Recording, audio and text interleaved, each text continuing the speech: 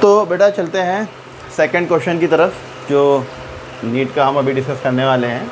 इससे पहले हमने एक क्वेश्चन और डिस्कस किया। क्वेश्चन को पढ़ लेते हैं। Which of the following pairs of compounds is iso electronic and iso structural. ठीक है, तो पूछा है iso electronic and iso structural. तो देखिए आइसो स्ट्रक्चरल का मतलब होता है कि जिसकी जो है जो शेप है, जिसका शेप सेम होता है और जो एक्चुअल ज्योमेट्री होती है, एक्चुअल ज्योमेट्री और शेप सेम होता है, उसे आइसो स्ट्रक्चर कहते हैं। आइसो इलेक्ट्रॉनिक का मतलब सेम नंबर ऑफ इलेक्ट्रॉन। तो ये क्वेश्चन है। अब जैसे यहाँ पर देखेंगे आप TeI2 और XeF2। ठीक है, तो ये जो TeI2 है ये टेलुरियम है और ये आयोडीन है। ठीक है, तो टेलुरियम किस ग्रुप में आता है? अब आइसो इलेक्ट्रॉनिक तो हम तभी बता पाएंगे जब हमें पता हो कि ये टेलुरियम जो है किस ग्रुप का एलिमेंट है और इसका एटॉमिक नंबर क्या है। तो मैं आपको सिंपली इस ग्रुप को समझाता हूँ। तो आपको पता है कि जो ऑक्सीजन फैमिली है ना, ऑक्सीजन फैमिली, तो ऑक्सीजन फैमिली में ऑक्सीजन आता है, सल्फ़र आता है, सेलेनियम आता है, टेलुरियम आता है और पोलोनियम आता है। ठीक है, तो ये ऑक्सीजन फैमिली ग्रुप 16 भी इसको हम कहते हैं, है ना। क्या कहते हैं? ग्रुप 16। तो हमें मालूम है कि ग्रुप जो है पहले, अभी तो नए एलिमेंट भी डिस्कवर हो गए हैं, तो ग्रुप्स में एलिमेंट भी बढ़ गए। पुराने तरीका क्या था कि अगर 5 एलिमेंट्स होते थे ग्रुप में तो 8 + 18 + 18 + 32 का फार्मूला यूज़ करते थे। और अगर किसी ग्रुप में 6 एलिमेंट होते थे तो 2 × 8 यूज़ करते थे, 2 × 18 और 1 × 32 यूज़ करते थे। अब आप बताइए, ये जो ऑक्सीजन फैमिली है, हम चाहें तो इसको याद भी कर सकते हैं। याद कैसे करेंगे? ऑक्सीजन सल्फ़र से टीपो। ठीक है, ऑक्सीजन सल्फ़र से टीपो, तो ये शॉर्टकट है इसको याद करने की। अच्छा, अगर आपको ग्रुप की शॉर्टकट याद है और ग्रुप के पहली एलिमेंट का एटॉमिक नंबर याद है, ऑक्सीजन का आप सबको याद है, ठीक है ना, तो आप पूरे ग्रुप के एलिमेंट के एटॉमिक नंबर निकाल सकते हैं अगर आपको ये सिर्फ दोनों शॉर्टकट याद रह जाए। तो सारे क्वेश्चन इन्हीं से रिलेटेड हैं जो जितने भी नीट में और जेई मेंस के एग्ज़ाम्स में आते हैं, जेई में आते हैं, IIT में आते हैं, वो इन्हीं से हो जाते हैं, इन दोनों शॉर्टकट से एटॉमिक नंबर अगर आपको निकालना है तो यहाँ पर देखिए आप। तो यहाँ जो है, यहाँ जब आप देखेंगे तो हमें ऑक्सीजन का तो पता है एटॉमिक नंबर। अब इसमें हम क्या ऐड करेंगे? 8 ऐड करेंगे। तो हमने इसमें 8 ऐड किया तो सेकंड वाले एलिमेंट का आ गया 16। आपको मालूम है 16 ही होता है। अब इस 16 में फिर 18 ऐड करो तो इसका आ जाएगा आपका, कितना जाएगा? 34। ठीक है, अब इस 34 में फिर से 18 ऐड करो तो कितना हो जाएगा? 52। फिर 32 ऐड करो तो ये हो जाएगा 84। तो देखिए पूरे ग्रुप के एलिमेंट इस शॉर्टकट से लगा दिया। पहले वाले का याद होना चाहिए, और पहले वाले में 8 ऐड करा तो दूसरे का आया, दूसरे में 18 ऐड किया तो तीसरे का आया, तीसरे में फिर 18 ऐड किया तो चौथे एलिमेंट का आया, और चौथे एलिमेंट में 32 ऐड किया तो फिफ्थ एलिमेंट का भी यहाँ पर हमें मिल जाता है। तो आपको सबसे पहले पता चला कि टेलुरियम का जो एटॉमिक नंबर है वो 52 है। तो हमें देखना पड़ेगा कि 52 हुआ एटॉमिक नंबर टेलुरियम का। ठीक है ना। अब एक आयोडीन में कितने इलेक्ट्रॉन होते हैं? अब आपको हो सकता है आयोडीन के एटॉमिक नंबर मालूम ना हो, तो आयोडीन जो है वो हेलोजन फैमिली से है। किससे है बेटा? Halogen family. तो आयोडीन जो है वो हेलोजन फैमिली है, जिसे हम ग्रुप 17 भी बोलते हैं। ठीक है ना। तो इसकी शॉर्टकट होती है फ्लोरीन, क्लोरीन, ब्रोमीन, आयोडीन और एस्टेटीन। तो इसे हम कहते हैं फसल ब्राइट। क्या कहते हैं? फसल ब्राइट। फ्लोरीन, क्लोरीन को हम कहते हैं फसल, ब्रोमीन, आयोडीन और एस्टेटीन को हम कहते हैं ब्राइट। अब आप देखें इसमें भी अगर आपका एटॉमिक नंबर अगर आयोडीन का नहीं याद है तो आप इसी शॉर्टकट से निकाल सकते हैं। अच्छा, आपको पहले वाले एलिमेंट की एटॉमिक नंबर याद होनी चाहिए। तो 10 तक सबको याद रहते हैं, जिनको 10 तक याद है वो किसी भी ग्रुप की निकाल सकते हैं अगर शॉर्टकट याद है। तो हेलोजन फैमिली की शॉर्टकट क्या है? फसल ब्राइट। ब्रोमीन, आयोडीन, एस्टेटीन को क्या कहेंगे? ब्राइट। Bromine, iodine, एस्टेटीन। ठीक है ना। तो अब देखिए पहले वाले एलिमेंट में 9 है तो शॉर्टकट लगाते हैं, 8 ऐड करते हैं तो कितना जाएगा? 17। आपको क्लोरीन का याद भी होगा, 17 ही होता है। अब 18 ऐड करेंगे क्लोरीन में तो कितना जाएगा? ब्रोमीन का 35। और फिर से 18 ऐड करेंगे, कितना जाएगा? 53। और एस्टेटीन में निकालने के लिए 32 ऐड करेंगे, कितना जाएगा? 85। तो इस तरह से शॉर्टकट से हम एटॉमिक नंबर भी ग्रुप के निकाल लेते हैं। तो हमें अगर आयोडीन का एटॉमिक नंबर नहीं मालूम तो हम कैसे बताएंगे कि ये आइसो इलेक्ट्रॉनिक है या नहीं है आपस में, है ना। तो अब देखिए यहाँ पर जो है 52 तो इसका हुआ, और एक आयोडीन का कितना होता है? 53। तो 2 आयोडीन का कितना हुआ? 106। तो टोटल जो है आपका ये हो जाएगा 158, है ना। अब ये TeI2 और XeF2 दोनों के दोनों आइसोइलेक्ट्रॉनिक हैं या नहीं है। तो इसका तो 158 आया, इसका भी 158 आएगा तो आइसोइलेक्ट्रॉनिक है, और अगर 158 नहीं आया तो आइसोइलेक्ट्रॉनिक नहीं है। अब हमें ज़ीनोन का एटॉमिक नंबर नहीं मालूम, तो अगर ज़ीनोन का एटॉमिक नंबर नहीं मालूम तो हमें इसका ग्रुप का पता होना चाहिए कि किस ग्रुप का एलिमेंट है। तो ये ग्रुप 18 का एलिमेंट है ना, ग्रुप 18। तो ग्रुप 18 को हम क्या कहते हैं, noble gas, zero group, inert gas, है ना। ये 3 नाम से हम जानते हैं, इनर्ट गैस, नोबल गैस और ज़ीरो ग्रुप। तो इसकी जो शॉर्टकट होती है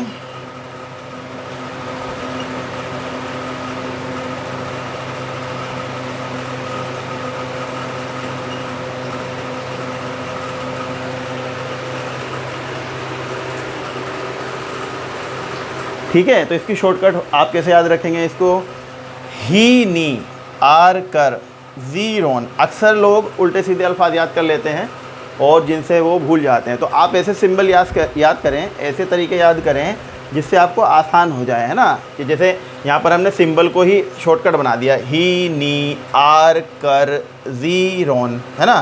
तो helium, neon, argon, krypton, xenon और रेडोन ये एलिमेंट होते हैं। अब देखिए इस ग्रुप में कितने एलिमेंट हैं, ही नी आर कर ज़ीरोन। इसको ऐसे ही आप रट दें तो आपको बहुत फ़ायदा मिलेगा, ठीक है। ही नी आर कर ज़ीरोन ये बहुत इंपॉर्टेंट ग्रुप भी है, इससे आपको बहुत सारे कॉन्सेप्ट सोल्व करने के लिए मिल जाते हैं जो एग्ज़ाम्स में आते हैं।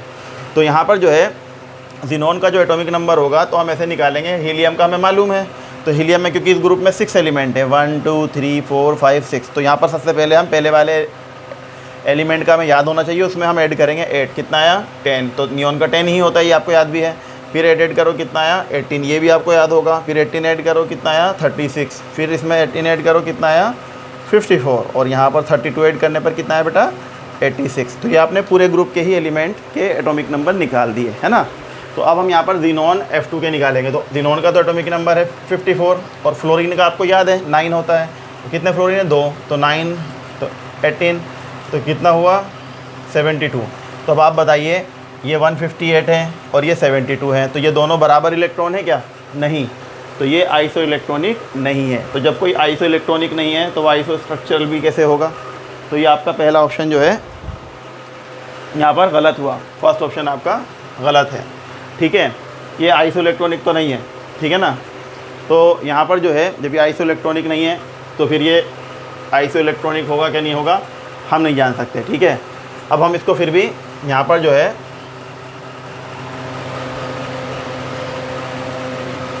सॉल्व करते हैं नेक्स्ट क्वेश्चन को, ठीक है। नेक्स्ट ऑप्शन को सॉल्व करते हैं। तो यहाँ पर जब आप देखेंगे कि ये आइसो इलेक्ट्रॉनिक तो नहीं था, आइसो स्ट्रक्चरल तो नहीं है कहीं, आइसो स्ट्रक्चरल चेक करते हैं तो ये ऑक्सीजन फैमिली में आया टेलुरियम। तो जितने भी एलिमेंट ऑक्सीजन फैमिली में होंगे उनके आउटर मोस्ट में 6 इलेक्ट्रॉन होंगे। तो यहाँ टेलुरियम में भी आउटर मोस्ट में कितने इलेक्ट्रॉन होंगे बेटा 6 होंगे। तो एक लोन पेयर और ये दूसरा लोन पेयर, ठीक है, ये, और एक आयोडीन इधर आ जाएगा बेटा और दूसरा आयोडीन इधर आ जाएगा, ठीक है। तो इसका हाइब्रिडाइजेशन जो आया वो कितना आया TeI2 का, इसका हाइब्रिडाइजेशन आया 1 2 3 4, तो ये आया sp3। तो इसके हिसाब से अगर sp3 है तो ये टेट्राहेड्रल, तो इसका ज्योमेट्री हुआ, है ना, टेट्राहेड्रल ज्योमेट्री। मगर इसका शेप क्या होगा, क्योंकि देखिए ये लोन पेयर आपस में एक दूसरे को, इसको बल्कि हम इस तरह से नहीं बनाते हैं, ये ठीक नहीं होगा स्ट्रक्चर, इसको हम ऐसे बनाते हैं इस तरह से 2 लोन पेयर इस तरह से बनाते हैं जैसे वाटर में होता है, ठीक है, इस तरह से, और एक आयोडीन इधर और एक आयोडीन इधर। तो ये 1 2 3 4, तो टेट्राहेड्रल हुआ। और जो शेप बनेगा इसका वो क्या शेप कहलाएगा, बेंट। जैसे वाटर में क्या होता है इसी तरह से बनता है, एक लोन पेयर दूसरा लोन पेयर, ठीक है, एक हाइड्रोजन दूसरा हाइड्रोजन, तो हाइब्रिडाइजेशन आता है sp3, तो टेट्राहेड्रल होता है, मगर शेप क्या कहलाता है बेटा, बेंट कहलाता है। उसी तरह से जस्ट ये भी है, ये भी शेप जो होगा इसका बेंट ही कहलाएगा, ठीक है। तो इसका तो ज्योमेट्री आई और बेंट शेप हुआ। अब यहाँ पर जो है हम निकालते हैं XeF2 का, ठीक है। तो XeF2 का जो ज्योमेट्री होगी वो क्या होगी, स्ट्रक्चर। तो आपको पता है ज़ीनोन, इसके आउटर में कितने इलेक्ट्रॉन होते हैं बेटा, 8 होते हैं, ठीक है। तो हम इसको क्या करते हैं कि एक फ्लोरीन इधर बना देते हैं और दूसरा फ्लोरीन इधर बना देते हैं, ठीक है। एक लोन पेयर दूसरा लोन पेयर, ये 2 लोन पेयर यहाँ हो गए और एक तीसरा लोन पेयर यहाँ हो गए। तो देखिए ये एक दूसरे के जो इलेक्ट्रॉन डेंसिटी है उसको कैंसिल करेंगे, ठीक है ना। ये तीनों अपोजिट फेसेस पे हैं बिल्कुल, तो यहाँ पर जो है ये एक दूसरे के बॉन्ड एंगल को कैंसिल करेंगे, ठीक है। तो यहाँ पर जो ज्योमेट्री निकलेगी वो कैसे निकलेगी, 1 2 3 4 5। मैं आपको पहले भी बता चुका हूँ, आप पहले की वीडियो देखें जो इससे पहले हमने अपलोड की हैं, तो उसमें हमने बताया कि जो हाइब्रिडाइजेशन जो हम सॉल्व करते हैं तो उसमें लोन पेयर को हम सिग्मा बॉन्ड मान लेते हैं और सिग्मा बॉन्ड को काउंट करते हैं, कोऑर्डिनेशन बॉन्ड को भी काउंट करते हैं, मगर पाई बॉन्ड को काउंट नहीं करते। तो देखिए यहाँ पर या तो बॉन्ड है या फिर लोन पेयर है। तो 1 2 3 4 5, तो 3 लोन पेयर है, 2 बॉन्ड है, तो हमने इनको काउंट किया, टोटल हो गए 5। तो एक जाएगा S के अंदर, 3 जाएंगे P के अंदर और एक जाएगा D के अंदर। तो क्या आएगा हाइब्रिडाइजेशन, sp3d। और आपको पता है sp3d मतलब ट्राइगोनल बाई पिरामिडल, ये आपका हाइब्रिडाइजेशन हुआ और ज्योमेट्री ये हुई। मगर इसका शेप जो है जो क्वेश्चन में पूछा था आइसोस्ट्रक्चरल का मतलब शेप क्या होगा, ठीक है। तो देखिए इसका तो ज्योमेट्री टेट्राहेड्रल थी, उसकी ज्योमेट्री ट्राइगोनल बाई पिरामिडल है, तो ज्योमेट्री भी अलग अलग है दोनों की। अब इसका शेप क्या होगा, इसका शेप कहलाता है XEF2, बहुत इंपॉर्टेंट है। एम्स 2019 में भी पूछा है क्वेश्चन और नीट में 17 में भी आया हुआ है, ठीक है ना। तो जब ये जो है ये तो एक दूसरे को कैंसिल कर देंगे, बचा क्या, सिर्फ फ्लोरीन बचे हैं। तो इस शेप को हम क्या कहेंगे, लीनियर। तो XEF2 बहुत इंपॉर्टेंट है, इसको रट लें, एकदम दिमाग में डाल दें, स्ट्रक्चर को प्रैक्टिस करें, ठीक है। तो यहाँ पर जो है जब आप इसको प्रैक्टिस करेंगे तो आपको समझ में आएगा। तो ये जो है यहाँ पर ये स्ट्रक्चर इसका लीनियर हुआ। तो देखिए ना तो ये आइसो इलेक्ट्रॉनिक हुआ, वीडियो को बैक जाकर आप देख सकते हैं, और ना ही ये आइसो स्ट्रक्चरल हुआ। तो पहला ऑप्शन सरासर गलत हुआ, ठीक है ना। अब हम चलते हैं दूसरे पॉइंट की तरफ। तो कई बार ऐसा होता है नीट में क्वेश्चन गलत होते हैं, आप लोग सॉल्व कर रहे होते हैं तो उसमें कोई आंसर मैच नहीं कर रहा होता है ना। तो वो क्वेश्चन अगर आप क्लेम करते हैं और प्रूफ के साथ, किसी बुक रेफरेंस के साथ आप क्लेम करते हैं तो वो कैंसिल हो जाता है क्वेश्चन। तो जिस पे अटैम्प्ट करने पर या तो सबको मार्क्स मिलते हैं या किसी को भी कोई मार्क्स नहीं दिया जाता, ठीक है। ये दोनों बातें होती हैं जब वो कैंसिल होता है। अब देखिए दूसरा क्वेश्चन है IBr2। तो आपको भी मैंने थोड़ी देर पहले ही बताया था कि आयोडीन में इलेक्ट्रॉन कितने होते हैं, 53। और ब्रोमीन में, क्योंकि ब्रोमीन भी सेमी ग्रुप का है, हेलोजन फैमिली का, फसल ब्राइट है ना, तो इसमें होते हैं 35। तो कितने हैं ब्रोमीन, 2 हैं, तो 2 का कितना हुआ, 70 इलेक्ट्रॉन, और एक माइनस लगा हुआ है 1 ये ऐड कर लेते हैं, तो 4 हो गया यहाँ पर और ये 12 हो जाएगा। तो ये हुए इलेक्ट्रॉन 124। अब देखते हैं जिनोन XEF2 में, तो 54 एक हुए जिनोन के और 9 होते हैं फ्लोरीन में, तो कितने हो जाएंगे 18, तो ये हो जाएगा 72, ठीक है। तो देखिए ये भी आइसो इलेक्ट्रॉनिक नहीं है, इसमें 124 इलेक्ट्रॉन है और इसमें 72 इलेक्ट्रॉन है। तो जब इलेक्ट्रॉन अलग अलग होंगे तो आइसो इलेक्ट्रॉनिक नहीं कहलाता। तो ये ऑप्शन भी यहाँ पर आइसो इलेक्ट्रॉनिक के एतबार से गलत हुआ, ठीक है। तो अब इसमें हम देखते हैं कि ये आइसो स्ट्रक्चरल तो नहीं है। अब हम इसकी ज्योमेट्री और स्ट्रक्चर पे जाते हैं, क्योंकि क्वेश्चन में तो आइसो स्ट्रक्चरल पूछा है। आइसो स्ट्रक्चरल का मतलब होता है ज्योमेट्री और शेप सेम होना चाहिए ना, ज्योमेट्री या शेप जो है सेम होना चाहिए। जैसे अब ये IBr2 है, ठीक है। तो IBr2 का स्ट्रक्चर बनाता हूँ मैं पहले, सबसे पहले। तो IBr2 में एक ब्रोमीन मैंने इधर बनाया और दूसरा ब्रोमीन मैंने इधर बनाया, ठीक है ना। एक लोन पेयर ऐसे और दूसरा लोन पेयर ऐसे और एक तीसरा लोन पेयर ऐसे। यहाँ जो ये दोनों इलेक्ट्रॉन आप देख रहे हैं, मैंने जो एरो बनाया है नीचे की तरफ, ये दोनों इस बॉन्ड में, एक इलेक्ट्रॉन ये भी ब्रोमीन का है, ये भी ब्रोमीन का है। देखिए आयोडीन और ब्रोमीन, आयोडीन और ब्रोमीन दोनों के आउटर में, मतलब पूरे हेलोजन ग्रुप में जो आउटर मोस्ट इलेक्ट्रॉन होते हैं वो 7 होते हैं। तो आयोडीन भी हेलोजन फैमिली का एलिमेंट है और ब्रोमीन भी हेलोजन फैमिली का एलिमेंट है, तो दोनों में 7 इलेक्ट्रॉन है। तो यहाँ जो आप ब्रोमीन देख रहे हैं ये वाली, तो ये जो ब्रोमीन है, इस ब्रोमीन के मैंने 2 इलेक्ट्रॉन बनाए यहाँ पर, 1 2 3 4 5 6 और ये 7। और देखिए एक इलेक्ट्रॉन बाहर से जो माइनस लगा हुआ है ये और लगा हुआ है यहाँ पर, ठीक है, ये हुआ। अब ऐसे ही आयोडीन के जो है 7 इलेक्ट्रॉन है, तो ये इलेक्ट्रॉन जो है यहाँ पर वो आयोडीन का है, ये यहाँ पर ब्रोमीन का है, 1 2 3 4 5 6 7, ठीक है ना। अगर हमसे कोई पूछे बताइए इसमें कितने लोन पेयर हैं, 1 2 3, इसको ऐसे चाहे तो ऐसे ही बना देता कि आसान हो जाए आपको समझने में, 1 2 3 4 5 6 7 8 9, ठीक है। ये बाहर से एक इलेक्ट्रॉन आया है, ये बॉन्ड कोऑर्डिनेट बॉन्ड है ना, तो ये इसका स्ट्रक्चर हुआ। अब अगर आप इस आयोडीन का हाइब्रिडाइजेशन निकालेंगे, क्योंकि हाइब्रिडाइजेशन जो निकाला जाता है वो सेंट्रल एटम का निकाला जाता है, तो अब इस आयोडीन का अगर आप हाइब्रिडाइजेशन निकालेंगे तो 1 2 3 4 5, ये 5 बॉन्ड हुए टोटल, ठीक है। तो इसका हाइब्रिडाइजेशन आया आपका sp3d, और sp3d का मतलब मैं कई बार बता चुका हूँ क्या होगा, ज्योमेट्री क्या होगी, ट्राइगोनल बाई पिरामिडल, ठीक है ना, ये ज्योमेट्री हुई, ठीक है। अब यहाँ पर अगर आप देखेंगे तो इसका शेप क्या है, ये देखिए, ये लोन पेयर इधर है शिफ्ट और ये लोन पेयर इधर शिफ्ट है, तो इलेक्ट्रॉन डेंसिटी देखिए आप, ये अपोजिट फेस में है, तो ये इलेक्ट्रॉन डेंसिटी एक दूसरे की कैंसिल हो रही है, जिसकी वजह से यहाँ पर जो शेप बचा वो कैसा बचा, शेप इसका सिर्फ और सिर्फ लीनियर, ठीक है ना। और जीनॉन का अभी XeF2 का हमने यहाँ पर भी निकाला था, तो इसकी जो ज्योमेट्री आई थी वो क्या आई थी, हमारी आई थी XeF2 की sp3d, मतलब ट्राइगोनल बाई पिरामिडल, और जो शेप आया था वो भी हमारा क्या आया था बेटा, वो भी हमारा शेप इसी तरह से आया था, लीनियर, जो हमने अभी बनाया था।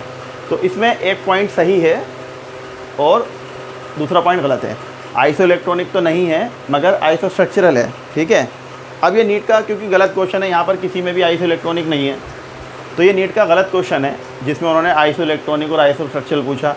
तो अब अगर सही होगा तो बी ऑप्शन ही सही होगा, क्योंकि इसमें जो है आइसो इलेक्ट्रॉनिक तो नहीं है मगर आइसो स्ट्रक्चरल है। मगर ये बात गलत है कि ये आइसो इलेक्ट्रॉनिक है, ये आइसो इलेक्ट्रॉनिक नहीं है मगर आइसो स्ट्रक्चरल है, क्योंकि इसकी ज्योमेट्री और शेप दोनों मॉलिक्यूल का सेम है, ठीक है ना। तो यहाँ पर जो है दोनों का जो ज्योमेट्री और शेप है वो सेम है, ठीक है। तो ये ऑप्शन सही है नीट के अकॉर्डिंग। हालांकि ये क्वेश्चन जो है अगर आप क्लेम करेंगे, अक्सर आपके मार्क्स जो होते हैं जब आप किसी कोचिंग के टेस्ट के कोचिंग कर रहे होते हैं आप, और अपने वो कोचिंग की आंसर की से आप मार्क्स मिलाते हैं तो वो अलग होते हैं। जब फाइनली नीट की आंसर शीट आती है तो वो अलग होती है। कई बार नीट की एक आंसर शीट आएगी, फिर दूसरी आंसर शीट आएगी। तो पहली आंसर शीट जब आई थी तो आपने मार्क्स चेक किए थे तो अलग थे, फाइनल रिज़ल्ट जब आया तो मार्क्स अलग थे। तो वो यही वजह होती है कि कुछ क्वेश्चन कभी कभी ये या तो मिस प्रिंटिंग हो जाती है या फिर बनाने वाले टीचर ने ही गलत करके दिया है।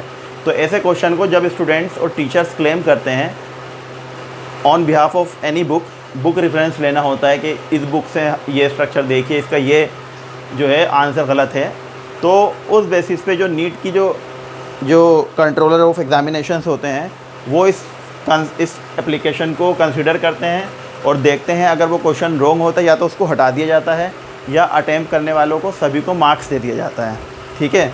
तो उससे फाइनल रिज़ल्ट में जो है नीट के वो फ़र्क आ जाता है। आपने पहले चेक किया था तो अलग था, जब फाइनल रिज़ल्ट आया तो मार्क्स अलग हैं, ठीक है ना। अब हम आ जाते हैं थर्ड ऑप्शन पे। ये सारे जो मैं शेप बना रहा हूँ या हाइब्रिडाइजेशन बना रहा हूँ मैं, ये आपके लिए प्रैक्टिस है, और अगर आप इनको प्रैक्टिस कर लेते हैं तो बस इन्हीं को बार बार नए नए ऑप्शन बनते रहेंगे। और मॉलिक्यूल तो यही रहते हैं जो एग्ज़ाम में बार बार रिपीट होते हैं। अब जैसे IF3 है, तो IF3 का अगर स्ट्रक्चर आपको भी थोड़ा बहुत समझ में आ रहा होगा, तो 3 फ्लोरीन ऐसे बना देते हैं। अभी हमने इस तरह का पहले भी स्ट्रक्चर बनाया था, और 2 लोन पेयर बना देते हैं, ठीक है ना। ये 2 लोन पेयर हो गए। आयोडीन के आउटर में कितने इलेक्ट्रॉन होते हैं, 7। हेलोजन फैमिली में सब में 7 होते हैं, तो एक यहाँ हुआ, एक यहाँ हुआ, एक यहाँ हुआ, ये 7 कंप्लीट हो गए। इसी तरह से फ्लोरीन के भी यहाँ पर जो है 7 इलेक्ट्रॉन मौजूद हैं, है ना। तो जब यहाँ इस तरह से जब फ्लोरीन के भी 7 इलेक्ट्रॉन मौजूद हैं, तो अगर हम सबके अगर यहाँ पर लोन पेयर अगर काउंट करेंगे तो देखिए इतने सारे लोन पेयर हो जाते हैं यहाँ पर। तो ये क्वेश्चन आ जाता है कि बताइए कितने लोन पेयर हैं। तो टोटल लोन पेयर कितने हैं, 3, 6, 9, 10, 11। तो लोन पेयर यहाँ पर 11 है ना। तो अब बात आती है हाइब्रिडाइजेशन की। तो 1, 2, 3, 3 सिग्मा, 2 लोन पेयर जो सेंटर पे मौजूद होते हैं उन्हीं को काउंट करते हैं। मैंने आपको बताया था, है ना। तो यहाँ पर सेंटर पे जो मौजूद होंगे बस उन्हीं को काउंट करेंगे सेंट्रल एटम पे, क्योंकि हाइब्रिड जो बना रहा है, जो पूरा मॉलिक्यूल बना रहा है वो बीच वाला होता है, सेंट्रल एटम होता है। तो इसी का हाइब्रिडाइजेशन निकालना होता है, इसका कोई हाइब्रिडाइजेशन नहीं निकल सकता, क्योंकि ये हाइब्रिड बना ही नहीं रहा। जो सेंटर में होता है वही हाइब्रिड बना रहा होता है ना। तो उसी का हाइब्रिडाइजेशन निकाला जाता है। तो 1, 2, 3, 4, 5, है ना। तो 5 है, तो एक कहाँ जाएगा S में, 3 कहाँ जाएंगे P में, और एक जाएगा D में, और sp3d आएगा तो क्या कहेंगे आप, ट्राइगोनल बाई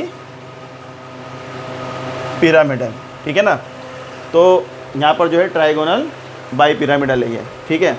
अब इसका शेप क्या होगा, शेप इसका जब यहाँ पर जो है 2 लोन पेयर हो जाएं एक साइड में और 3 बॉन्ड बने हो इस तरह से 90 के एंगल में, तो इस शेप को हम कहते हैं टी शेप, है ना, तो ये टी शेप इसका स्ट्रक्चर कहलाएगा। अब आ जाते हैं यहाँ पर जो है दूसरे फार्मूले पे। इसके बारे में आप निकाल ही चुके हैं कि इसमें 72 इलेक्ट्रॉन होते हैं, है ना। इसका हाइब्रिडाइजेशन sp3d होता है। तो अगर sp3d है तो ये भी ट्राइगोनल बाईपिरामिडल और ये भी ट्राइगोनल बाईपिरामिडल, मगर इसका शेप जो है वो टी शेप है, मगर इसका शेप क्या होता है, लीनियर होता है, जो आपने अभी फर्स्ट हमने निकाला था लीनियर XeF2 का। तो ये आइसो स्ट्रक्चरल तो नहीं है। अब देख लेते हैं आइसो इलेक्ट्रॉनिक है क्या नहीं है।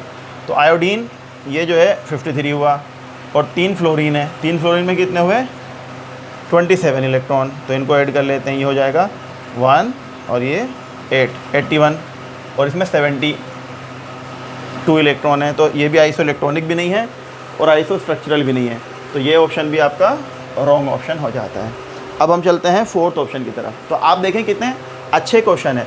मैं आपको यहाँ पर बहुत सारी इन्फॉर्मेशन दे रहा हूँ। मैं इसका शेप भी बता रहा हूँ, हाइब्रिडाइजेशन भी बता रहा हूँ, लोन पेयर्स भी बता रहा हूँ, सिग्मा बॉन्ड कहाँ पर है, कोऑर्डिनेट बॉन्ड कहाँ पर है, ये भी बता रहा हूँ आपको, और इसका ज्योमेट्री भी मैं आपको यहाँ पर लगातार बता रहा हूँ। और जो क्वेश्चन में पूछा गया है आइसो इलेक्ट्रॉनिक और आइसो स्ट्रक्चरल, वो तो मैं आपको बता ही रहा हूँ। तो आपके पास बहुत अच्छी इन्फॉर्मेशन आ रही है जो आपके लिए बहुत ज़रूरी है नीट और जेई IIT वगैरह क्वालिफाई करने के लिए, एम्स के एग्ज़ाम क्वालिफाई करने के लिए। आना इसी में से ही है एग्ज़ाम के अंदर। तो अगर आप इसकी प्रैक्टिस करके चलेंगे, जो मैं क्वेश्चन करा रहा हूँ साथ साथ इसको प्रैक्टिस करें, तो आपकी तैयारी जो है बेस्ट होती है। आप जो है पूरी किताबें लेकर ना बैठें, अब आप सिर्फ प्रीवियस ईयर्स पेपर को ही सोल्व करें। ये आपको बेस्ट सॉल्यूशन भी देगा। अब जैसे यहाँ पर आपको सारे सॉल्यूशन दिए जा रहे हैं, ऐसा नहीं है कि आपको बहुत लंबा लेक्चर, आपने जितना पढ़ लिया। अगर आपने थ्योरी पढ़ रखी है तो जो मैं समझा रहा हूँ वो आपको बहुत अच्छा समझ में आ रहा होगा। और आपने अगर कुछ पढ़ा ही नहीं है तो आप पहले उसको पढ़ें, फिर ये क्वेश्चन सोल्व करेंगे तो आपको ज़्यादा समझ में आएगा, ठीक है ना। और इसको देखते रहें बराबर, उसको समझते रहें बुक से।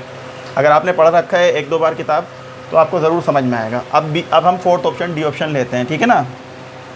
तो यहाँ पर BeCl2 का स्ट्रक्चर, तो ये इसका स्ट्रक्चर इस तरह से बना BeCl2 का, क्योंकि बेरिलियम में जो है सिर्फ आउटर मोस्ट में 2 ही इलेक्ट्रॉन होते हैं, ठीक है। और क्लोरीन में जो है वो कितने होते हैं बेटा, 7 होते हैं, क्योंकि ये हेलोजन फैमिली का एलिमेंट है क्लोरीन।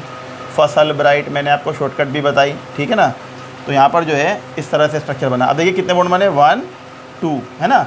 तो एक इसमें गया और एक पी में। और हाइब्रिडाइजेशन जब भी sp आएगा तो उसे क्या कहेंगे हम, लीनियर। अच्छा, लीनियर sp में भी हो जाता है।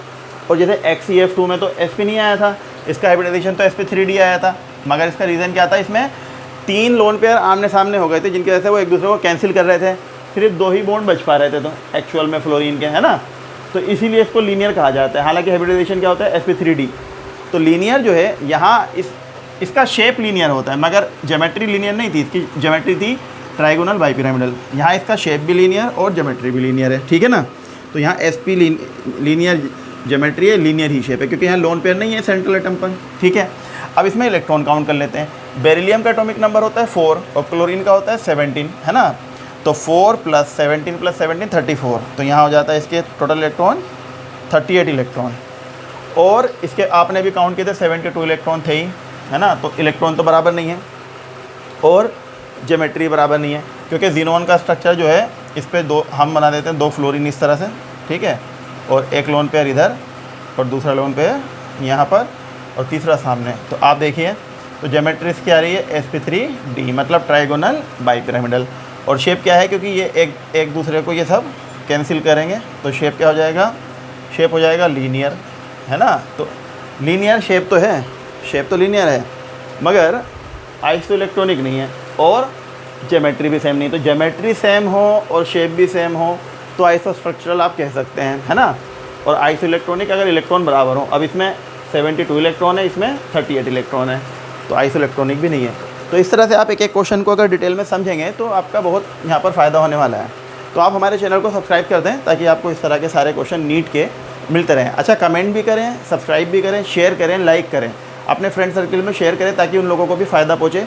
क्योंकि ये तो आपको देख रहे हैं, आप डायरेक्ट हम नीट के क्वेश्चन ही करा रहे हैं, कोई ऐसा तो है नहीं कि आपको चैप्टर्स पढ़ाया जा रहा हो। चैप्टर्स तो सबने डाल रखे हैं, क्वेश्चन कोई नहीं सोल्व कराता इस तरह से जैसे मैं करा रहा हूँ। तो ये आपके लिए बहुत इंपॉर्टेंट हो जाता है बेटा, ठीक है। Thank you.